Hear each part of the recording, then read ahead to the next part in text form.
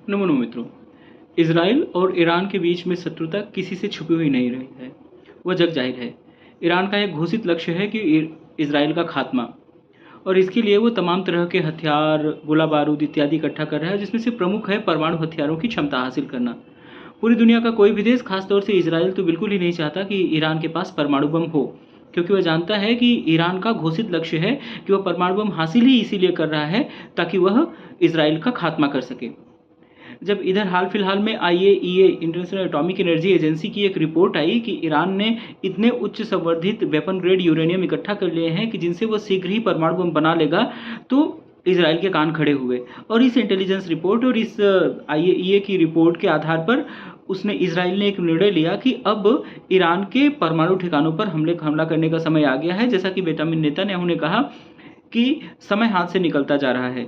यदि ईरान को वार्ता के नाम पर समय दिया गया तो वो शीघ्र ही परमाणु बम बना लेगा, जिसका खतरा पूरी दुनिया को, खास तौर से इसराइल को उठाना पड़ेगा। तो इसी को दृष्टिगत रखते हुए 13 जून को ऑपरेशन राइजिंग लायन इसराइल ने शुरू किया और ईरान के परमाणु ठिकानों, सैन्य ठिकानों, रिफाइनरी इत्यादि पर हमला करके उनके कई परमाणु वैज्ञानिकों, उनके राजनेताओं और मिलिट्री के टॉप लेवल के 3 अधिकारियों की हत्या कर दी। अभी भी इसराइल और ईरान के बीच में युद्ध जारी है। दोनों तरफ से वार प्रतिवार चल रहा है, दोनों तरफ से मिसाइलों और ड्रोन्स के हमले जारी हैं। इसराइल ने ईरान पे इतनी प्रेसिजन स्ट्राइक की है और इतनी घातक स्ट्राइक की है कि ईरान का जो एयर डिफेंस है वो बिल्कुल ही तबाह हो गया है। इसराइल के विमान वहाँ पे घुस करके जहाँ जा रहे हैं वहाँ पे बमबारी कर रहे हैं और उसको मार रहे हैं। और ख़ास तौर से इसराइल उनके सैन्य ठिकानों और उनमें से भी प्रमुख रूप से जो परमाणु सैन्य ठिकाने हैं उन पर वह हमला कर रहा है। अब हम देखते हैं कि कहाँ कहाँ इसराइल ने हमले किए। तो इसराइल ने ईरान पे जो प्रथम दिवस हमला किया, उनके 4 परमाणु ठिकानों और 2 सैन्य ठिकानों को उन्होंने निशाना बनाया। वे 4 परमाणु ठिकाने उनके थे नतांज, तेहरान, इस्फहान और अराक। इनमें से जो नतांज परमाणु ठिकाना था वो एक तरह से कह सकते हैं कि ईरान के परमाणु टेक्नोलॉजी विकास के केंद्र में था। यहीं पर मूल टेक्नोलॉजी का विकास हो रहा था। इस ठिकाने को उसने तबाह कर दिया है। अब यह अभी तक जानकारी नहीं पुष्ट हो पाई है कि इस ठिकाने को कितना नुकसान पहुंचा है, क्या यह पूरी तरह से तबाह हुआ है या इसमें कुछ नुकसान पहुंचा है, क्योंकि जो परमाणु ठिकाने बनाए जाते हैं, जो लेबोरेटरीज बनाई जाती हैं, वो बहुत ही मोटी सीमेंट की चादर के बने हुए वो अंडरग्राउंड बेसमेंट्स होते हैं, उनमें बनाई जाती हैं, जिनको कि किसी भी बम या मिसाइल से जल्दी फोड़ा न जा सके। हालांकि इसराइल के पास bunker buster bombs, laser guided bomb, इस तरह के तमाम तरह के बम हैं जिनके द्वारा वह उसमें होल करके उनको समाप्त कर सकता है। लेकिन वो कहाँ तक समाप्त कर पाया, कितना उसके ऊपर नुकसान पहुंचा पाया, ये तो युद्ध के पश्चात जो ये ऑपरेशन है, ऑपरेशन जब समाप्त होगा उसके पश्चात जो उसका आकलन होगा उसके पश्चात ही समझ में आएगा। लेकिन फिलहाल के लिए तो ये कहा जा सकता है कि इसराइल ने ईरान के 4 प्रमुख परमाणु ठिकानों पर हमला कर दिया है। इंटरनेशनल रिपोर्टिंग एजेंसी का रिपोर्ट ये है कि इनमें इसराइल ने ईरान की परमाणु बम बनाने की क्षमता को फिलहाल के लिए तो ध्वस्त कर दिया है। दूसरा, उनके मिलिट्री ठिकानों की तरफ जाएं तो उनके 2 प्रमुख मिलिट्री ठिकानों को उन्होंने नुकसान पहुंचाया है, जिनमें तबरीज मिलिट्री बेस है, यहाँ पर एक ऑयल रिफाइनरी है, उस ऑयल रिफाइनरी को भी उन्होंने नुकसान पहुंचाया है।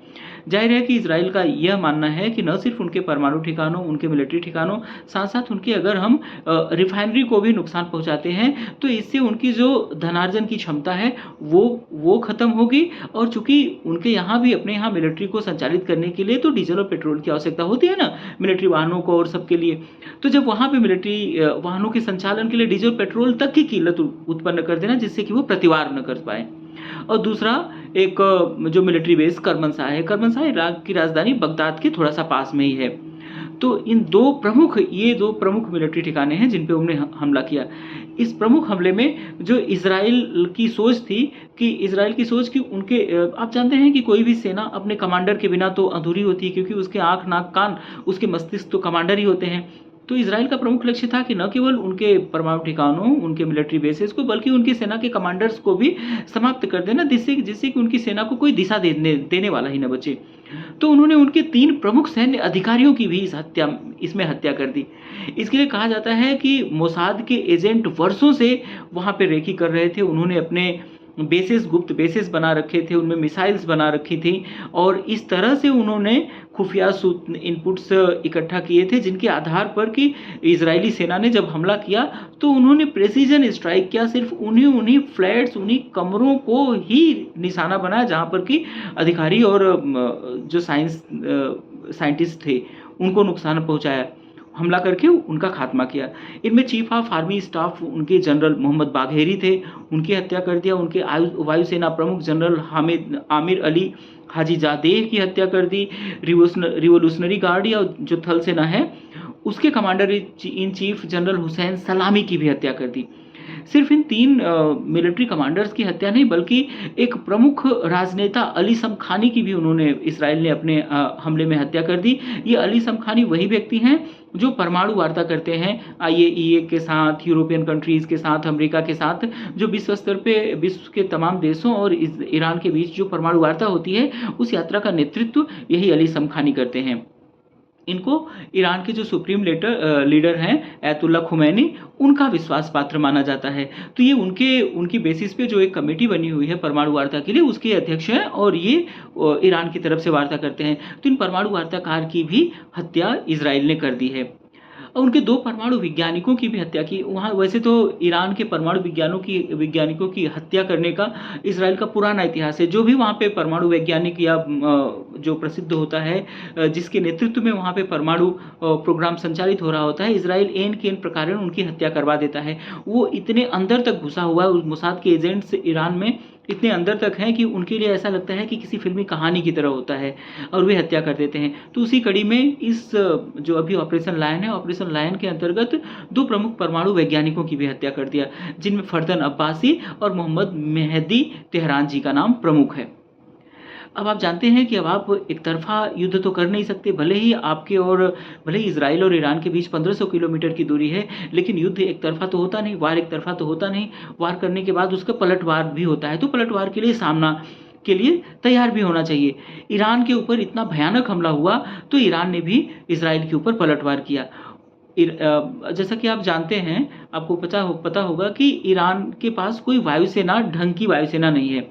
उन्होंने 1960 के पश्चात कोई भी विमान नहीं खरीदे हैं। उनके जो विमान हैं सब रशियन ओरिजिन, USSR ओरिजिन के हैं और वे अब इतने पुराने हो गए हैं कि उनसे स्ट्राइक की व्यवस्था कि ईरान से जाकर के वो हमला करके इजराइल में आकर के लौट आए, तो ऐसा नहीं हो सकता।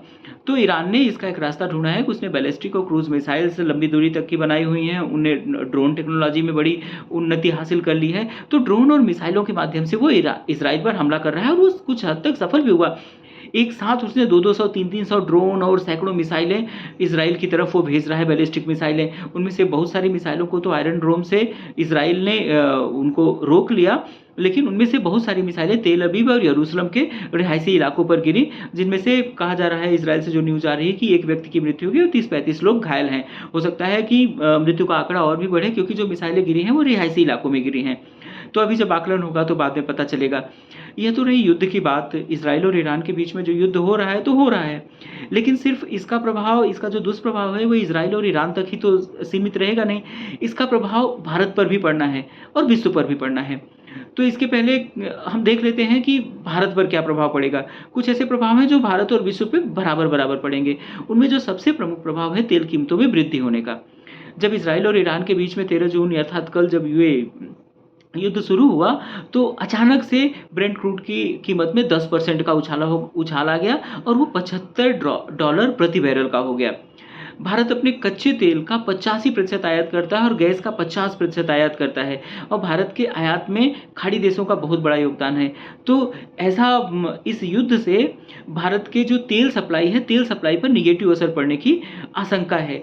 और न सिर्फ तेल सप्लाई के निगेटिव असर पड़ने की आशंका है, बल्कि जब ये कीमतें वृद्धि होंगी तो भारत का जो घाटा है, जो कैपिटल डेफिसिट है वो बढ़ेगा, चूँकि हमारा आयात का बिल बढ़ जाएगा। जब तेल की कीमतें बढ़ जाएंगी तो जाहिर सी बात है कि डॉलर में ही आयात होता है, तो आयात का बिल बढ़ जाएगा, तो भारत का जो व्यापार घाटा है वो बढ़ जाएगा। हालाँकि एक चीज़ इधर इस दौरान अच्छी हुई है कि भारत ने खाड़ी देशों पर जो अपनी निर्भरता है कच्चे तेल के लिए, उस पे धीरे-धीरे कम किया है और भारत अब अफ्रीका के कुछ देशों से, रसिया से, वेनेजुएला से, अमेरिका से, इन दूसरे देशों से भी कच्चे तेल का आयात कर रहा है। इस समय तो रसिया भारत का सबसे बड़ा कच्चा तेल आयातक है। तो युद्ध छिड़ने की स्थिति में ऐसा नहीं हो सकता कि भारत के कच्चे तेल की आपूर्ति श्रृंखला बाधित हो जाए। हाँ, ये ज़रूर है कि भारत को अधिक मूल्य चुकाना पड़ेगा तेल के आयात के लिए। जहाँ तक ईरान से तेल आयात की बात है, तो हाल फिलहाल पिछले साल का डेटा तो नहीं मौजूद है, लेकिन जो 2023-24 में डेटा था कि 232.5 मिलियन मीट्रिक टन कच्चा तेल भारत ने ईरान से खरीदा था, जो कि भारत की कुल ऑयल बास्केट का बहुत ही मिनिमल परसेंट है। तो अगर ईरान से तेल आपूर्ति पूरी तरह से भी ठप हो जाती है, तो भी भारत के ऊपर इस तेल आयात या तेल आपूर्ति को लेकर के कोई खतरा नहीं है। और भारत ने अपने स्ट्रेटेजिक रिजर्व्स भी बनाए हैं, जो लगभग 3 से 4 महीने के लिए पर्याप्त हैं। तो इतने दिनों तक युद्ध ये चलना भी नहीं है, क्योंकि ईरान में इतनी क्षमता नहीं है कि वो इतने दिनों तक युद्ध को झेल पाए।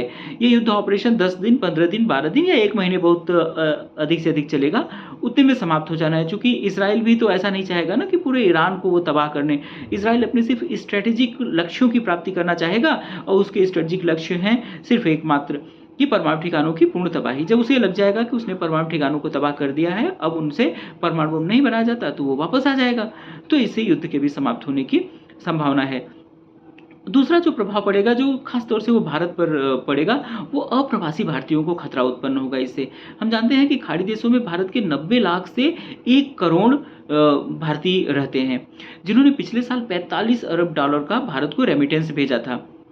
सिर्फ खाड़ी देशों में नहीं, इजराइल में देखा जाए, अगर विशेष रूप से देखें, इजराइल में लगभग 20,000 लोग रहते हैं, ईरान में ही स्वयं 10,000 लोग रहते हैं। तो ऐसे में अगर युद्ध गंभीर होता है, तो इन जो खाड़ी देशों में रहने वाले निवासी हैं, भारतीय हैं, इनके जीवन और इनके व्यवसाय को खतरा उत्पन्न हो सकता है। ऐसी स्थिति में क्या होगा कि ऐसी जब युद्ध की स्थिति विकट होगी, तो भारत को उन्हें रेस्क्यू करना पड़ेगा, जो बड़ा एक टीडियस काम है। तो इससे 2 तरह के प्रभाव आएंगे। एक तो उनका रोजगार जाएगा, दूसरे जो उनसे रेमिटेंसेस आते हैं वे जाएंगे, उनके जान की भी हानि हो सकती है, क्योंकि बम या गोलाबारी जब होती है, युद्ध होता है, तो वो किसी की पहचान करके तो वो कहीं गिरता नहीं, एक पूरे क्षेत्र पे गिरता है। पूरे क्षेत्र में जो भी रहते हैं उनको नुकसान होता है, चाहे वो किसी भी देश मूल या भाग के हों। तो इसमें भारत को इस तरह के नुकसान होने की संभावना है। अब जो युद्ध का एक महत्वपूर्ण पहलू है, वो जो इस युद्ध ने जो एक चीज़ दुनिया को दिखाई है कि वो इजराइल की क्षमता के बारे में, इजराइल की क्षमता से तो सभी परिचित हैं, लेकिन जो इजराइल की प्रेसिजन स्ट्राइक की क्षमता है, इससे एक बार उस पर और मुहर लग जाती है। अभी टेलीविज़न माध्यमों में, समाचारों में, इंटरनेट मीडिया पोर्टल्स पे उनके जो परमाणु वैज्ञानिक, जिनके की बेडरूम में मिसाइल मार करके उनकी हत्या की है, वो टॉक ऑफ द टाउन बना हुआ है। पूरे विश्व में उस प्रेसिजन स्ट्राइक की चर्चा है। न सिर्फ इतना, बल्कि इतने गहराई तक मोसाद के एजेंट्स वहाँ पे हैं कि ईरान ने जब अपने यहाँ से मिसाइल और ड्रोन्स इजराइल की तरफ भेजने चाहे, तो वहीं से उनको शूट डाउन किया गया। इस क्षमता का भी पूरी दुनिया ने लोहा माना कि इतनी गहराई तक इंटेलिजेंस रखना और अपने एजेंट्स को इतने प्राइम लोकेशन पर, ऐसे ऐसी जगहों पर रखना, ये सिर्फ इजराइल कर सकता है, ऐसा दुनिया का मानना है। तो और इस घटना से ईरान की साख को भी धक्का लगा है। ईरान, जो कि पूरी शिया मुस्लिम उम्मा में शिया बिरादरी वाले जो देश हैं, उनका वो नेता बनने की कोशिश करता है, और वो उनको हथियार मुहैया कराता है। वो उनके नेता बनने का सपना भी देखता है, वो और उससे वो प्रेरित भी होते हैं। लेकिन जब ईरान इस तरह से मात खाएगा, तो निश्चित रूप से ईरान की साख को धक्का लगेगा, और जो अन्य देश भी हैं जो ईरान के बलबूते कुछ करना चाहते थे, उनको भी धक्का लगेगा। उन संस्थाओं को, उन जो ऑर्गेनाइजेशंस हैं, जैसे हिजबुल्ला हो गए, हाउती हो गए, इस तरह के जो, या हमास हो गए, उनकी भी क्षमता निश्चित रूप से बुरी तरह से प्रभावित होगी। तो ये तो हो गया इजराइल और ईरान के बारे में, लेकिन इसका विश्व स्तर पर भी कुछ प्रभाव पड़ेगा। पूरी दुनिया में इससे गरीबी और बेरोजगारी की दर बढ़ेगी, न सिर्फ ईरान में बल्कि पूरी दुनिया में। क्योंकि युद्ध कहीं भी हो, उसका प्रभाव पूरी दुनिया में पड़ता है। तो पूरी दुनिया में गरीबी बढ़ेगी, बेरोजगारी बढ़ेगी, युद्ध लंबा खिंचा, तो इसका जो सबसे ज़्यादा दुष्प्रभाव पड़ने की संभावना ये है कि ईरान में जन विद्रोह हो सकता है वहाँ के नेता के प्रति, क्योंकि उनके नेता इतने अलोकप्रिय हो जाएंगे यदि वो इतनी बुरी तरह से पिटेंगे कि वहाँ पे जन विद्रोह होने की संभावना है। विश्व व्यापार को तो नुकसान पहुँच ही सकता है, क्योंकि जो जलमार्ग है, जिससे कि पूरी दुनिया का लगभग 70 से 80% व्यापार होता है, उनके मुहाने पर ईरान है, तो वो उस जलमार्ग को चोक कर सकता है। स्ट्रेट ऑफ हॉर्मुज के बारे में आप जानते होंगे, वो उसके उसके मुहाने पर बैठा वो उसको चोक कर सकता है, तो इंटरनेशनल जो शिपिंग कंटेनर लाइनर होते हैं उनको नुकसान पहुंचा सकता है, तो विश्व व्यापार को नुकसान पहुंच सकता है। वैसे ही विश्व अर्थव्यवस्था तंगी की हालत में है। इस युद्ध से विकास दर और भी पूरी दुनिया की गिरने की आशंका है, और जो सबसे बड़ा दुष्प्रभाव ये होगा कि मानवता की हानि, क्योंकि चाहे एक व्यक्ति मरे, 1000 मरे, 2 मरे, 4 मरे, युद्ध चारों तरफ से युद्ध का वातावरण फैला हुआ है, मनुष्य मर रहे हैं। तो इससे जो सबसे ज़्यादा नुकसान हो रहा है, चाहे वो हमास इज़राइल हमास के युद्ध में हो, चाहे इज़राइल ईरान के युद्ध में हो, चाहे रसिया यूक्रेन के युद्ध में, या विश्व में कहीं भी, चाहे वो जन आंदोलन हो, विद्रोह हो, युद्ध की स्थिति हो, उसमें अल्टीमेटली जो नुकसान होता है वो मानवता का होता है, क्योंकि व्यक्ति मरते हैं, निर्दोष व्यक्ति ज़्यादा मारे जाते हैं। तो इससे अगर दुनिया के तमाम देशों को, तमाम जो आतंकवादी संगठन हैं, उनको यदि सद्बुद्धि आए और वे युद्ध का रास्ता छोड़ करके विकास के मार्ग को चुनें, वे यदि कलम पकड़ें कलैश्निकोव छोड़ करके, वे यदि श्यामपट्ट पकड़ें बमों को छोड़ करके, और दुनिया में शांति लाने के लिए एक स्वर से कमर कस के तैयार हो जाएं, तो निश्चित रूप से दुनिया बड़ी खूबसूरत है। इससे खूबसूरत दुनिया कहीं है नहीं, और कहीं है नहीं, इससे यह ऐसे लगता है जैसे कहीं हो। यह कहा जा सकता है कि यह एकमात्र दुनिया है, और विज्ञान अभी तक सिर्फ इसी को ऐसा पा पाया है जहाँ पर कि जीवन है, जो इतनी सुंदर है, जहाँ पे पानी है, हवा है, धरती है, सब कुछ ईश्वर ने तो हमको दिया है। बस हमें इसको खूबसूरत बनाना है। यदि हम इस पे सफल हो पाए तो हमारा इस धरती पर आना सार्थक हो जाएगा, और ईश्वर की मनसा भी सार्थक होगी।